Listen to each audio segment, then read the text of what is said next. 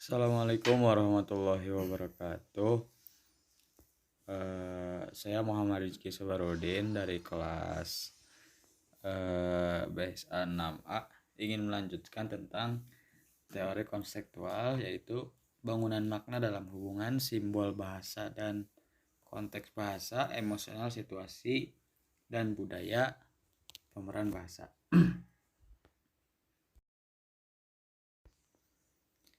Nah, agar sistematis dan dapat dipahami, maka kita akan melakukan pendekatan teori konstekstual bahasa yang pertama. Yang kedua ada konteks emosional, yang ketiga ada konteks situasi, dan yang keempat ada konteks budaya. Nah, semuanya ini penting dipelajari karena agar lebih bisa memahami makna dengan baik. Kita langsung saja bahas yang pertama, pendekatan teori konseptual dalam bahasa. Konteks bahasa adalah makna yang dihasilkan dari penggunaan kata dalam suatu kalimat ketika tersusun dengan kata-kata lainnya yang menimbulkan makna khusus tertentu. Makna dalam konteks berbeda dari makna yang ada dalam kamus pada umumnya. Dalam kamus itu mengandung kemungkinan-kemungkinan, sedangkan makna dalam suatu konteks yang dihasilkan oleh konteks bahasa adalah makna tertentu yang mempunyai batasan yang jelas, yang tidak bermakna ganda. Contohnya kita bisa lihat dari kata aina. Nah, yang pertama, maksud kata dari aina di sini adalah mata untuk melihat. Yang kedua itu aina di sini adalah sumber mata air. Yang ketiga di sini adalah aina itu sendiri berarti kan mata-mata. Sementara yang keempat, aina ini sendiri adalah pemimpin satu kaum. Nah, dari contoh di atas kita bisa disimpulkan bahwa konteks bahasa adalah konteks yang menentukan makna kata dalam suatu kalimat melalui hubungannya dengan kata-kata lainnya. Jadi seperti itu untuk konteks bahasa. Nah, kita akan bahas pendekatan yang kedua, yaitu teori konseptual dalam emosional. Konteks emosional adalah kumpulan perasaan dan interaksi yang dikandung oleh makna kata-kata, dan hal ini terkait dengan sikap pembicara dan situasi pembicaraannya apa. Nah, menurut Masna, konteks emosional dapat menentukan makna bentuk kata dan strukturnya dari segi kuat dan lemahnya muatan emosional. Sementara makna emosional yang dikandung oleh kata-kata itu berbeda kadar kekuatannya gitu. Ada yang lemah, ada yang sedang, dan ada yang benar-benar kuat. Nah, kita bisa lihat contoh di gambar. Yang pertama itu yakrohu, dan yang kedua ini yabgodu. Nah, ini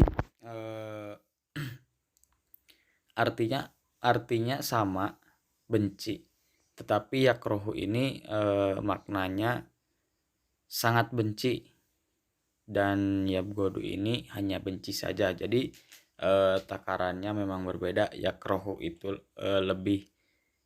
lebih kuat gitu maknanya seperti itu, dan emosionalnya juga lebih terasa seperti itu. Nah, selanjutnya pendekatan yang ketiga yaitu teori kontekstual dalam situasi. Konteks situasi yaitu makna yang berkaitan dengan waktu dan tempat berlangsungnya suatu pembicaraan. Jadi pada konteks ini sebuah ujaran dikaitkan dengan sebuah pertanyaan kapan, di mana, dan dalam situasi apa ujaran itu diucapkan. Nah, tempat, waktu, dan kondisi memiliki pengaruh terhadap pemaknaan sebuah kalimat. Oleh karena itu, pemahaman terhadap hal ini menjadi penting karena kemungkinan akan terjadi misunderstanding antara penutur dan pendengar apabila ada kesalahan. Seperti itu. Misalnya kita bisa lihat dalam contoh kata yarhamu ketika mendoakan orang yang sedang bersin dengan mengatakan yarhamukallah, yaitu dimulai dengan fiil, tapi ketika mendoakan orang yang meninggal dunia maka dikatakan Allah yarhamhu, dimulai dengan isim. Kalimat yang pertama maknanya permohonan rahmat di dunia, sedangkan kalimat yang kedua maksudnya adalah permohonan rahmat di akhirat. Seperti itu.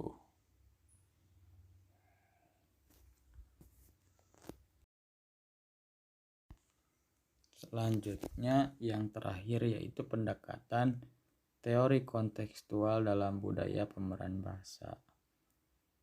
Konteks budaya adalah merupakan keseluruhan makna yang kemungkinan bermakna dalam budaya tertentu. Maksudnya bagaimana? Dalam konteks kebudayaan, penutur dan penulis menggunakan bahasa dalam banyak konteks atau situasi khusus. Karena konteks budaya adalah lingkungan budaya dan masyarakat yang kemungkinan suatu kata itu dipergunakan menjadi berbeda seperti itu. Karena tiap daerah mempunyai budaya masing-masing, dan dalam pengucapan bahasanya itu akan menjadi berbeda. Seperti itu. Contoh penggunaan kata asorpu. Pelajar dan orang-orang yang melakukan studi bahasa Arab secara langsung memberikan makna bahwa yang dimaksud kata asorpu tersebut adalah ilmu sorob yang sering kita pelajari seperti itu.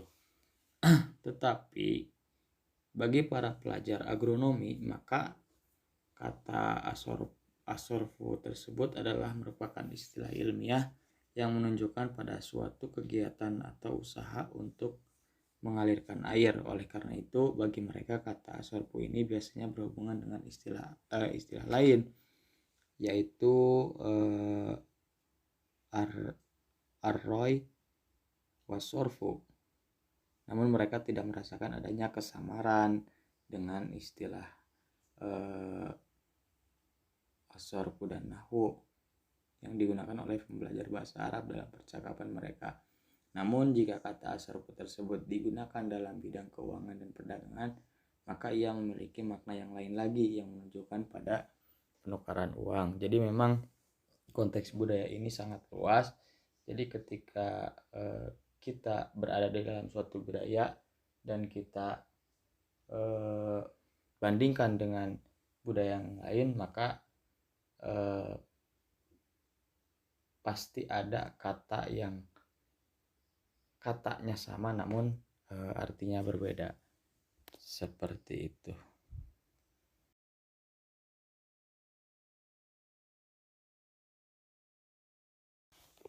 Nah, jadi kesimpulannya teori kontekstual mengisyaratkan bahwa sebuah kata atau simbol ujaran tidak mempunyai makna jika terlepas dari konteks. Konteks itu sendiri merupakan satu unsur yang terbentuk karena terdapat setting, kegiatan, dan relasi. Teori kontekstual adalah teori semantik yang berasumsi bahwa sistem bahasa itu saling berkaitan satu sama lain di antara unit-unitnya dan selalu mengalami perubahan dan perkembangannya di semua